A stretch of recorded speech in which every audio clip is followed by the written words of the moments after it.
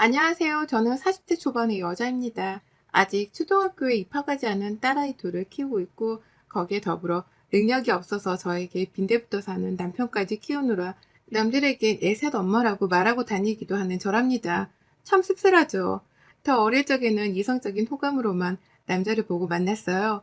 제가 인터넷 쇼핑몰이긴 하지만 수입이 꽤 짭짤한 사업도 잘하고 있었고, 부모님께 물려받은 땅 몇 평에 재산도 좀 있었는지라 돈 많은 남자에겐 관심이 없었거든요.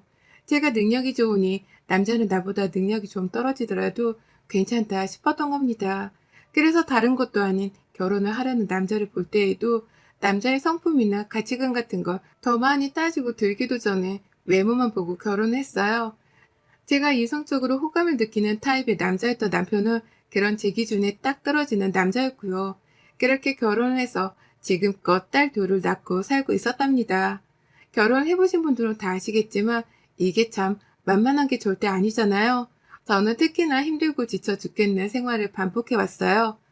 쇼핑몰 일이라는 게 낮밤이 따로 존재하는 것도 아니어서 대다수의 시간을 일에 할애하며 살았던 저였습니다. 다만 그렇게 살아도 괜찮다 생각을 했어요. 밖에서 돈을 잘 벌어오지 못하는 남편을 대신해서 제가 집안의 가장 역할을 해야 한다 여겼으니까요. 저희 남편은 소위 말하는 백수였습니다. 자기 말로는 프리랜서라고 하는데요. 사실상 1년 중에 일하는 날이 한 달도 채 되지를 않는 무직에 가까운 사람이었죠. 디자인 관련 일을 하고 있고 쇼핑몰 일을 하는 제가 봐도 능력이 있어 보이는 사람이었는데요. 이상하리만큼 결혼하고서 일을 하려 하질 않더라고요. 일을 좀 해볼 때가 되지 않았냐고 물으면 백수인 자기한테 일을 하라 마라 말하는 것 자체가 남편을 무시하는 거라면서 갑자기 생색을 내기도 했답니다. 그냥 묵묵히 기다려주는 것이 아내가 해야 할 일이라는 아주 참 가부장적인 소리를 해가며 팔자 좋은 백수 생활을 이어갔죠. 여러 번 이런 식의 서로 목적이 다른 대화가 반복이 되다 보니 저도 넌덜머리가 나더라고요. 그래서 더 일에 매진을 했습니다. 남편에게 일을 하러 나가달라고 사정했다가 기분 나쁘다는 욕을 들어먹노니 차라리 그 시간에 제가 제 쇼핑몰에서 물건 하나라도 더 팔아 돈을 버는 게 낫겠다 싶었던 거죠. 이렇게 전 남편을 대신해서 저희 집에 들어가는 생활비까지 혼자서 충당을 했어요. 아이를 낳고 나서도 이런 패턴은 반복이 되었지만 남편을 뜯어 고쳐야겠다는 생각은 진작에 포기를 했었답니다. 그렇다 보니 저는 더 도끼를 문 채로 일을 했고 아이를 생각해서라도 더 잘 돼야겠다는 생각에 돈 버는 생각만 하고 살았던 것 같아요. 부모님이 물려주신 재산은 혹시 모를 상황에 대비해서 저희 아이들 몫이라며 그대로 통장에 남겨뒀고요. 제가 쇼핑몰 일을 해 모은 돈으로 집 크기를 점차 늘려서는 지금 현재 살고 있는 한강변 아파트로 이사까지 올 수 있었네요. 명의는 당연히 아파트를 사는 데 값을 모두 지불한 제 명의로 된 아파트였습니다. 남편은 찍소리 안 하고 좋다며 따라 이사를 들어왔고 여전히 일을 포기하는 건지 디자인 쪽으로는 전혀 일자리를 알아보지도 않고 있어요. 그 바람에 제가 제 쇼핑몰에서 소장 알바라도 시키기 시작한 지가 몇 년쯤 되었고요. 이렇게 사는 게 참 자존심도 많이 상했고 나이 들면 들수록 후회가 막심했습니다. 왜 이런 놈을 만나서 생고생을 하나 싶은 생각을 지울 수가 없었죠. 하지만 그 누구도 탓을 할 수가 없었어요. 결혼할 적에 다시 한번 생각해보고 하라던 부모님의 반대도 제 고집으로 꺾었었고 주변 사람들이 잘 안 어울린다고 할 적에도 제가 그냥 나 좋아서 하는 결혼이니 감나라 배나라 하지 말라고 으름장을 놓았었거든요. 주변 사람 말 따위는 듣지도 않고 결혼을 감행한 제 탓도 분명 크다 싶었습니다. 그러니 누구 탓을 하겠어요? 그냥 내 실수니까 내가 해결을 하며 살아야겠다는 생각을 할 수밖에요. 그래서 남들에겐 가장 가까이에 있는 저희 가족들에게조차 저는 남편이 백수로 산 지가 오래되었단 말을 한마디도 못하고 살았어요. 그저 부부가 같이 으쌰으쌰해서 잘 살고 있다는 모습만 보이겠다며 연기를 하며 살았었는데요. 도대체가 연기도 한계가 있어서 더는 못하겠더라고요. 특히나 시어머니의 입에서 나오는 말들을 들을 때면 말이죠. 저희 어머님 며느리 하나를 잘 봤다고 여기저기 자랑이랑 자랑은 그렇게 늘어놓고 다니시는 분이셨습니다. 그럴 법도 했죠. 능력이 없어서 용돈 한 번 턱하니 주지 못하는 아들이 걱정스러웠는데 돈 많은 며느리가 생겨서 용돈도 대신 주니까 말입니다. 백수나 다름없는 아들을 먹여 살려주는 걸로도 모자라 한강이 보이는 아파트까지 턱하니 사서는 이사를 들어갔으니 시어머니 입장에서는 아들이 결혼을 하며 횡재를 했다 싶으셨겠죠. 하지만 그렇다 해서 어머님이 저를 굉장히 아끼신다거나 어려워하시는 건 또 결코 아니었어요. 며느리가 돈을 가져다 주면 고마워라 엎드려 절을 했어도 모자랄 판국일 텐데 저희 어머님은 그 와중에 자기 자존심과 명예를 챙기려 하시더라고요. 시어머니라는 자존심과 명예 말입니다. 며느리가 상전이면 안 된다는 생각이 머릿속에 딱 박히셔서는 늘 저하고 함께 있을 때면 윗사람 대접을 받으려고 손을 꿈쩍도 안 하셨어요.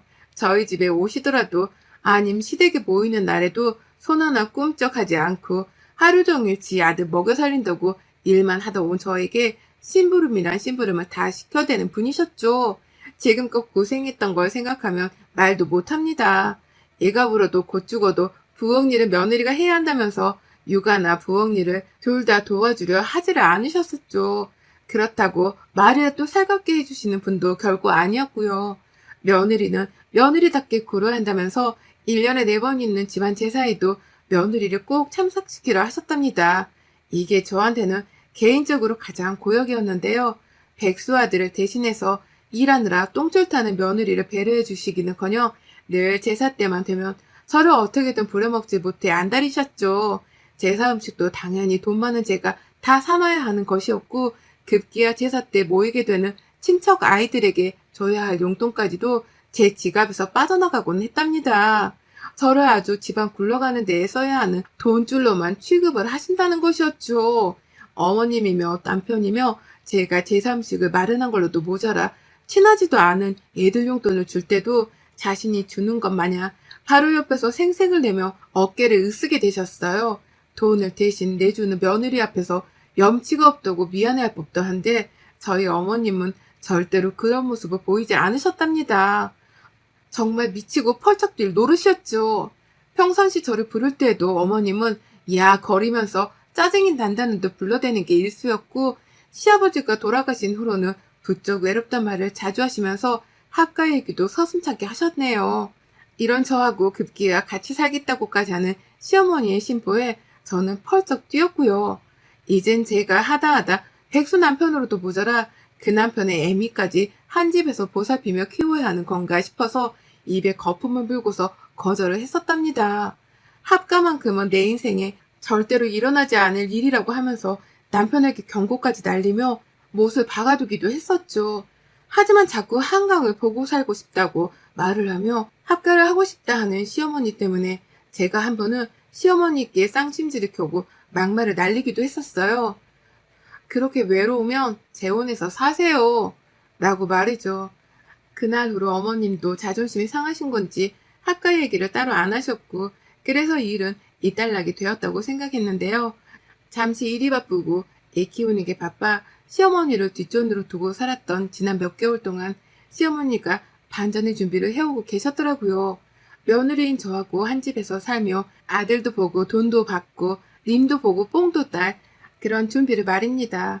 지난 4월에 갑자기 날라온 전화 한 통을 무의식 중에 받았는데요. 부동산이라는 거예요. 집을 내놓은 것도 없고 집을 살 것도 아닌데 부동산에서 왜 전화가 왔나 싶어서 황당해했는데 이내 알아차렸죠. 설마 시어머니가 뭔 수를 쓰신 건가 하고 말이죠.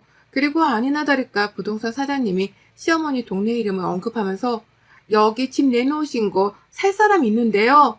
라고 하시는 겁니다. 그 순간 온몸에 소름이 쫙 돋았네요.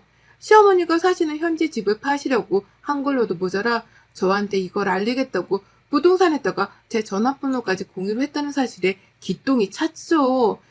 그래서 전 바로 일을 하다 말고 뛰쳐나가서는 집 내놓은 걸 내려달라 했습니다. 그리고 시댁을 찾았죠. 어머님은 처음에 당황을 하시다가 나중엔 네가 뭔데 집을 내놓지 말라 난리야. 내가 내 아들 보러 들어가 살겠다는데 라고 하며 우겨대셨어요. 4명의 내 집인데도 불구하고 당신 아들 집이라고 생각을 하시는지 아주 당당하게 할 말을 뱉어내셨죠. 그 바람에 예상치도 못하고 시댁에 갔다가 시어머니로부터 공격을 당한 전 차오르는 분노에 말도 제대로 하지 못한 채 절대로 합가는 없어요. 라는 말만 반복하다가 답답하게 시리 집으로 돌아왔답니다. 그날 저는 밤새도록 시어머니께 당했다는 생각에 화가 차올라 잠도 못 잤고요. 옆에 있던 남편이랑도 주먹만 안 날렸을 뿐 피 터지게 말싸움을 해가면서 시어머니 좀 단속하라는 말로 밤을 샜어요. 어떻게 돈 한 푼 보태지도 않는 며느리 집에 허락도 안 받고 들어오려고 생각을 할 수 있냐며 머리를 절레거렸고, 합가를 하게 되면 너랑 나랑 이혼이라면서 남편에게는 이혼까지 하겠다는 말까지 불사지르며 경고를 제대로 했습니다. 그제서야 남편도 마음대로 하라는 식으로 대답을 하고서는 더는 합가 이야기를 꺼내지 않더라고요. 그래서 전 이렇게 찜찜하지만 합가 문제가 어떻게든 해결이 된 줄 알았어요. 그런데 6월이 되었어야 이 문제는 다시금 수면 위로 차올랐답니다. 분명히 이혼도 하겠다는 경고를 날렸는데 남편이나 시어머니는 그게 그렇게 심각하게 들리지를 않았던 모양이더라고요. 또다시 부동산에서 연락이 오고야 말았어요. 남편 핸드폰으로 집을 사겠다는 연락 말입니다. 남편이 잠깐 음식물 쓰레기를 버리러 간 사이 핸드폰으로 자꾸만 전화가 걸려오길래 누구 전화인가 싶었어요. 저장도 되어 있지를 않은 게 찜찜하기도 해서 제가 무턱대고 한 통을 받았는데요. 집을 사겠다는 사람이 있단 부동산 사장님의 연락이었죠. 어느 집이냐 물으니 글쎄 또 시어머니 집인 거예요. 어머님이 여태 가만히 계시기는커녕 오히려 여기저기 더 많은 부동산에다가 전화를 해가면서 집을 팔고 계셨던 겁니다. 그것도 이번엔 제 전화번호가 아니라 남편의 전화번호를 남기셔서는 저만 쏙 빼놓고 이 일을 도모한 거예요. 하지만 그게 끝이 아니었습니다. 기분이 너무 나빠서 핸드폰을 껐다가 혹여나 이 자식이 시어머니랑 대화라도 나눴을까 싶은 마음에 카톡에 들어가 봤어요. 그랬더니만 찾을 노력을 하지 않아도 상단에 시어머니 카톡이 떠 있더라고요. 그리고 그 두 사람이 나눈 대화를 읽는데와 정말 온몸이 끓어가는 걸 느꼈답니다. 너무 화가 나서 감정이 주체가 되질 않더라고요. 글쎄 두 사람이서 서로 집만 팔면 너네 집으로 들어간다. 들어와. 여기 어차피 내 집이야. 라는 말 같지 않은 대화를 나눴더라고요. 이 집 명의는 분명히 내 집인데 남편은 지 집이나 다름이 없다면서 주제넘게 시어머니를 모셔올 생각을 하고 있었고, 시어머니는 그런 아들을 믿고 자신의 깡을 믿으며 집부터 팔아버리고는 제 집으로 들어올 생각부터 하셨던 겁니다. 두 사람 다 저의 의견 따위는 아주 개박살을 시켜놓고서 지들끼리 계획을 짜고는 이사 준비를 해왔던 거예요. 부동산에 집을 파는 것에 남편도 주기적으로 물어보며 관리를 하고 있었고, 제 예상보다 더 치밀하게 두 사람은 저희 아파트에 들어와 함께 살 계획을 도모했습니다. 더 읽을 수도 없을 만큼 혈압이 올랐네요. 순간 캡처를 해야겠다 싶어서 그 모든 카톡을 제 핸드폰으로 사진을 하나하나 찍었어요. 혈압이 올라 뒷목을 곧 잡겠구나 싶은 타이밍에 남편이 집 안으로 들어오더라고요. 그리고는 제 손에 여전히 들려있던 자신의 핸드폰을 보고서는 왜 남의 핸드폰을 두고 있어? 내 거 몰래 봤어? 라면서 당장에 핸드폰을 빼앗아 들려고 했죠. 하지만 저는 그런 남편에게서 핸드폰을 끝까지 사수한 걸로도 모자라 그놈의 정강이를 걷어차버렸어요. 그리고는 말했어요.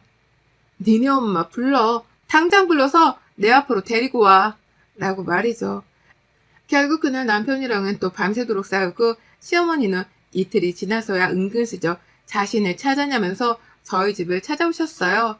오히려 오라고 부르면 못 오게 하실 줄 알았는데 남편은 그래 이참에 다시 한번 대화를 잘 나눠보자. 우리가 서로 가족인데 이건 아닌 것 같다. 라고 하면서 오히려 더 당당하게 시어머니를 부른 겁니다. 졸지의 남편은 지가 선심을 쓰는 듯한 입장이 되었고 저는 제 집에서 불편한 손님인 시어머니를 마주하게 되었죠. 시어머니는 평상시보다 훨 낮은 자세로 저를 맞이하셨어요. 보통 같으면 며느리는 며느리다워야 한다면서 혼자 시어머니 짓을 하겠다고 콧대를 높게 세워서는 깔보시 분이셨는데요. 웬일인지 손에는 애를 먹으라고 아이스크림까지 들고서는 찾아오셨더라고요. 그리고는 자 우리가 긴 대화를 나눠봐야지 라고 먼저 선심을 쓰듯 저를 거실로 불러내시는데 이것들이 쌍으로 정신을 못 차리고 내 집에서 주인 행세를 한다는 느낌이 팍 왔습니다. 그래서 가만히 있을 수가 없었어요. 저도 모르게 정신 차려 이것들아. 여기가 내 집인데 어디다 대고 오라 마라 주인 행세야? 라는 비명을 질러버렸죠. 집이 떠나갈 듯 말이죠. 그러자 저를 부르던 시어머니는 웃음기를 잃으셨고요. 남편이 당황해서 왜 소리를 지르냐 하는데 그제서야 시어머니가 다시 불 붙은 듯 혼을 내시더라고요. 이게 보자 하니까 집 좀 있다고 요새 떠는 거야. 뭐야? 시어머니 앞에서 누가 소리를 지르래? 네가 이런 식으로 나오니까 내가 가만히 있을 수가 없는 거잖아. 네가 자꾸 집 있는 유세를 떨어대니까 내가 내 아들 길을 살리기 위해서라도 네 콧대를 꺾어놔야 하는 거잖아. 쟤 저럴 줄 알았어. 남편 알기를 우습게 한다고 내가 몇 번이나 말했잖냐. 당장 니들 이 집 명의 공동명의로 바꿔놔라. 당장 변호사를 부르던 법원으로 쳐들어가던 해서 명의를 바꿔놓으라고. 네 명의 말고 네 남편이랑 같이 하는 공동명의로 바꿔.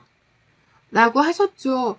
내 집에서 내가 내 집이라고 유세를 떠는 게 뭐 그리 잘못인 건지 남편한테 제가 집 가진 걸로 남편을 우습게 여기면서까지 유세를 떠는 중이라고 대놓고 이간질을 하는 시어머니의 말씀에 뒷목이 땡겼어요. 근데 남편은 그런 시어머니를 진정시키기는커녕 그 와중에 시어머니를 거들면서 감히 명의를 공동명의로 바꾸자는 소리를 뱉어내더라고요. 그래, 우리 그냥 가진 집은 공동명의로 해놓자. 안 그럼 나는 평생 이렇게 집 못 가진 채로 자존심이 상할 거고 우리 엄마가 합가하러 들어오시고 나서는 이런 마찰이 더 자주 생길 거 아니야. 라고 하면서 말이죠. 합가는 꿈도 꾸지 말아야 할 놈이 합가를 하게 되었다는 듯이 말을 하는데 와 정말 뭐 이런 까마귀들이 다 있나 싶었습니다. 제 말을 귀등으로도 듣지 않고서 지들끼리 하고 싶은 걸 다 해가면서 저를 농락하는 걸 더 이상을 봐줄 수가 없었죠. 그래서 저 시어머니가 돈을 시퍼렇게 들고 보는 앞에서 알겠다고 했습니다. 합가고 뭐고 다 뜻대로 해드릴 테니까 내일 날 밝으면 자세히 얘기하자는 말로 상황을 종료시켰어요.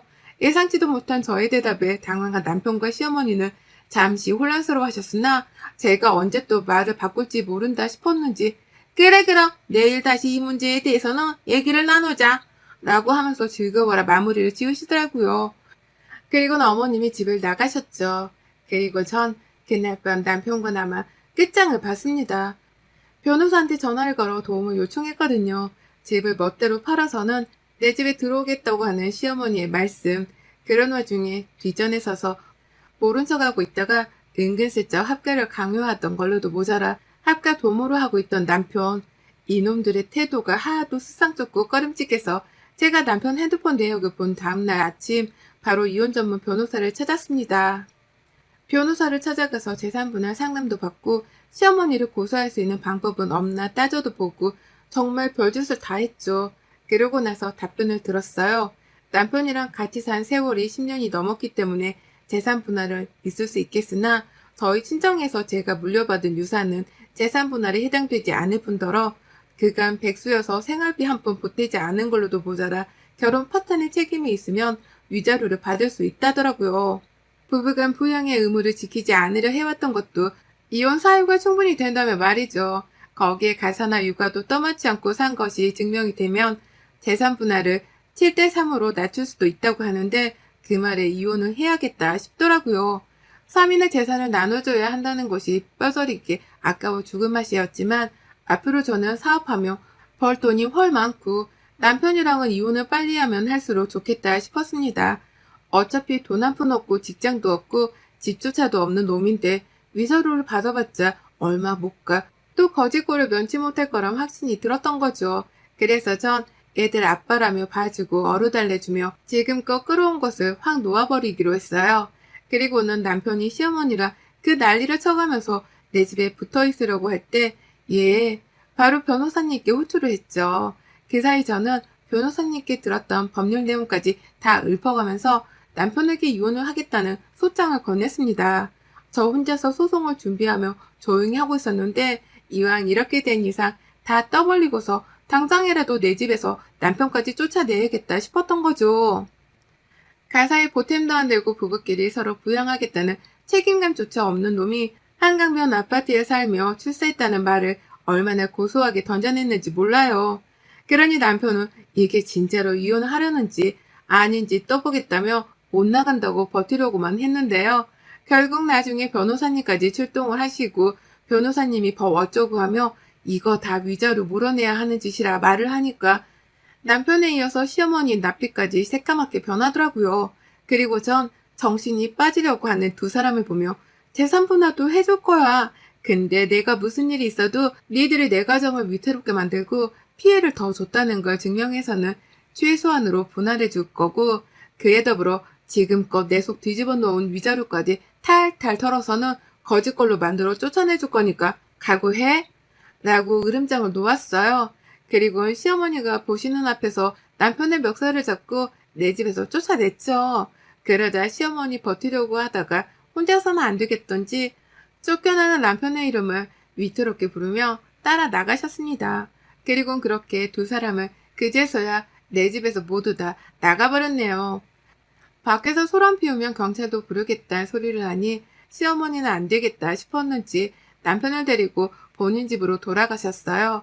밤새도록 걸려오는 남편 연락에 시어머니 연락까지 정말 핸드폰에 불이 날 지경이었지만 저는 꼼짝도 않고 변호사님이랑 이혼소송에 박차를 가하겠다는 계획만 더 깔끔하게 세웠습니다. 집 비밀번호도 바꿔버렸네요. 남편이 돈을 지불한 거라곤 지가 입을 옷까지밖에 없었기에 남편 옷들만 캐리어 가방 하나에 싸서는 시댁으로 보냈더니 저희 시어머니가 어쩐 줄 아세요? 그 가방을 그대로 혼자 읽어지고서는 저희 집으로 찾아오셨답니다. 제 발로 직접 혼자서만 집을 찾아오신 어머님. 합가해달라고 또 조르려고 오셨나 싶었는데 이게 웬걸? 아주 을중에 을이 되어서는 갑인저를 대하느라 난리셨어요. 허리 숙여 저희 집안에 들어오시더니만 제 눈치를 보느라 소파에 앉지도 못하시더라고요. 바로 전날까지만 하더라도 저한테 합가 얘기를 나누자며 오라마라 손가락질을 딱딱 하시던 분이셨는데 말이죠. 제 눈치를 그렇게 보시던 어머님을 전 끝까지 소파에 앉으라 말하지도 않았습니다. 저 혼자 제 집안의 소파에 앉고서는 서있던 어머님께 왜 오셨는데요? 라고 물었어요. 그러자 어머님, 그간의 시어머니 기강을 세운다며 콧대 높게 살던 모습은 어디로 가고 이제 와서 깨갱거리며 저한테 부탁을 하시더라고요. 내 아들이랑 이혼은 하지 말아줘라 라고 말이죠. 어머니 말하면 부탁도 아닌 애원이었습니다. 자기 아들이 저랑 이혼까지 하고 나면 정말 더 이상 살 이유가 없을 만큼 볼품없는 애인데 그런 애를 어떻게 지 자식들이랑 떨어뜨려 놓으려고 하냐면서 저한테 허리를 더 바짝 숙이고서는 매달리시더라고요. 제발 한 번만 아들 인생을 다시 구제해달라고 말이죠. 하지만 저 그런 시어머니를 가소롭다는 듯이 지켜보기만 하고 애원을 하실 만큼 하시도록 구경거리 마냥 지켜보다가 할 말 다 했으면 나가세요. 라고 친히 현관문까지 열어드렸어요. 그러니 어머님 제 기분을 수틀리게 하고 싶지 않으셨는지 너만 믿는다 라고 하면서 울먹이며 집을 나가시더라고요. 하지만 전 어머님 뒤통수에다 대고 마지막으로 말씀드렸어요. 어머님, 저는 어머님께 믿음을 드릴 마음이 없답니다. 어머님의 믿음에 꼭 저버릴 수 있도록 시원하게 아드님이랑 이혼해드리고 이 한강뷰 아파트에서 빈털터리로 쫓아낼게요. 라고 말이죠. 그리고는 곡소리가 나오려고 하는 어머님의 표정을 본 채로 바로 현관문을 닫고 걸어잠궈 버리기까지 했네요. 이혼을 하기까지의 결심을 하는 게 결코 쉽지 않았는데 하기로 마음먹고 나서 보니 왜 진작 하려고 하질 않았는지 후회 막심입니다. 그 정도로 이제서야 합가 히스테리에서 벗어나고 속도 시원해지려 하네요. 얼른 이혼하고 남편의 흔적도 다 없애버리고서 후련하게 저 혼자서의 혼자서기를 해보렵니다. 황금알 낳아주는 거위를 제 손으로 쫓아낸 시어머니와 남편이 평생 후회로만 범벅이 되어 사시길 바라며 말이죠. 여러분의 생각은 댓글로 남겨주세요. 오늘도 시청해주셔서 정말 감사합니다.